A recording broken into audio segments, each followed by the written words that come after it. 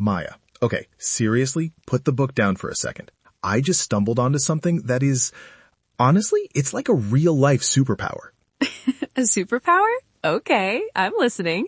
What did you find this time, Leo? Imagine you're standing on the edge of a massive, deep ravine, like a huge volcanic valley in the Canary Islands. Your friend is on the other side, like 3 miles away. No cell service, no yelling is going to reach that far. What do you do? Wave frantically? Hope they have binoculars? No, you whistle, but not just a hey look at me whistle. You literally whistle a whole sentence. Like, hey, come over for dinner, I'm making paella, and they understand you. Wait, 3 miles? You can't be serious. You can hear a whistle from 3 miles away? 5 kilometers, that's like 3-ish miles. It's called Silbo Gomero. It's this whistled language from the island of La Gomera.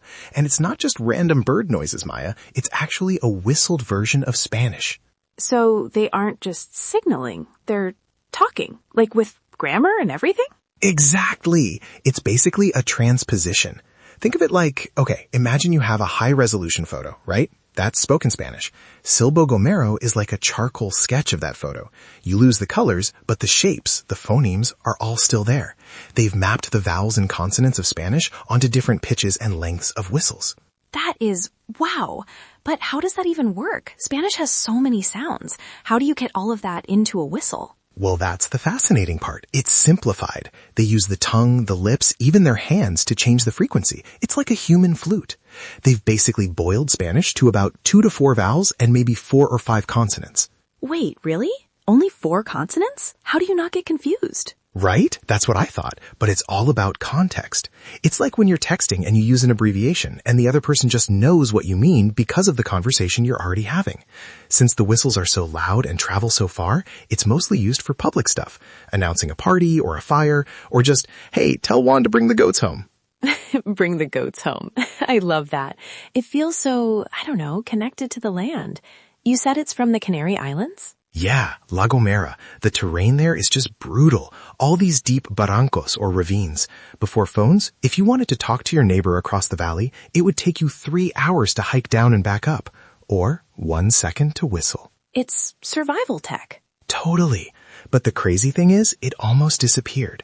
In the 50s and 60s, when phones started coming in and people moved to the cities, it started dying out. People actually started looking down on it. They thought it was, just something for rural peasants. Oh, that's so sad. It's such a unique piece of culture. It is. But, and this is the silver lining, the community stepped up. In the late 90s, they were like, no, this is who we are. They fought to get it into the schools. Wait, really? They teach whistling in school? Every single kid. Since 1999, it's been a mandatory subject in primary and secondary schools on the island. You have to whistle to graduate. Can you imagine? Sorry, Mom, I failed my Whistling 101 midterm. That is the coolest thing I've ever heard. I'm just picturing a whole playground of kids just whistling secrets to each other across the field.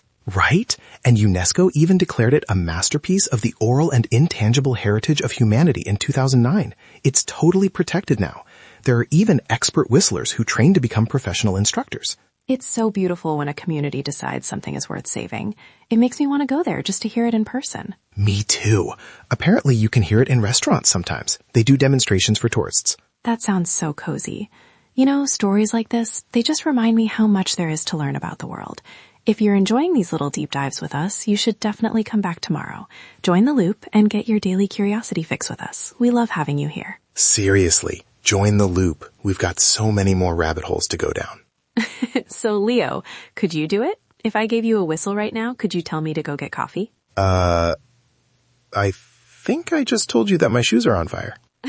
Yeah, maybe stick to the analogies for now. Fair point. But hey, it's a work in progress. Well, I think that's our time for today. This was amazing, Leo. I'm telling you, the world is fascinating. See you again soon, everyone. Stay curious.